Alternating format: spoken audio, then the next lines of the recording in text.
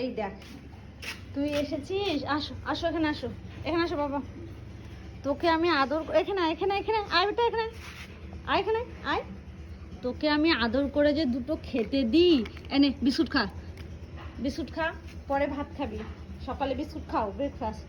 এই ঘলুটাকে একটু আদর করে আমি বাবা সোনা করে ডাকি, ব্যাটা করে ডাকি, খেতে দিই, একটু আমি ভিডিও করে ছাড়ি। ভিডিও করতে আমি ভালোবাসি। তো কয়েকজন আমাকে কি কত কিছু কমেন্ট করে জানিয়েছে, আমি দেখাচ্ছি ভিউ পাওয়ার জন্য, লাইক পাওয়ার জন্য। তোমরা দেখো না ভাই, তোমাদের যাদের পছন্দ হচ্ছে না তারা দেখো না, কিন্তু আমি ভালোবাসি এই আমাদের ঘুলুটাকে, আমি ভীষণ ভালোবাসি। এর প্রতি একটা মায়া হঠাৎ আমার বাড়িতে এসে লেগেছে। এবার কেউ বলছে বাড়িতে নিয়ে গিয়ে রাখো। ও বাড়িতে কি করে রাখবো? 6 মাস হলো আমার বাড়িতে লেগেছে। ও ছোট থেকে বাইরে থেকে অভ্যস্ত। এবার ওকে যদি আমি বাড়িতে রেখে দিই তাহলে ও বন্দি করা হয়ে যাবে না? ওর জীবনটা তো আজাদ। ও আসে ঠিক টাইম টু টাইম, খেয়ে চলে যায়।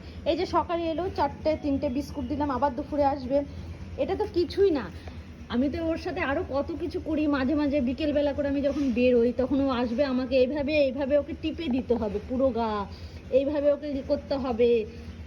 পায়ে লাগবে, ও এসে আমাকে দেখায়, ওর পায়ে বুলিয়ে দিতে হবে, ওকে বাবা সোনা করে ডাকতে হবে, খেতে দিলেই আদর করে খাওয়াতে হবে।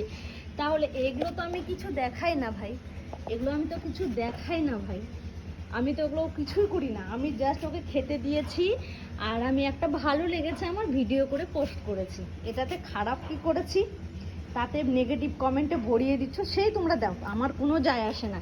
কারণ তোমাদের ওই নেগেটিভ কমেন্টে আমার কোনো যায় আসে না। আমি একে ভালোবাসি, এর প্রতি একটা আলাদাই আমার মায়া, আর আমি একে ভালোবেসে যাবো, এভাবে খেতে দিয়ে যাবো, আর ভিডিও করেও পোস্ট করবো। তোমরা কে কী কমেন্ট করছো করো।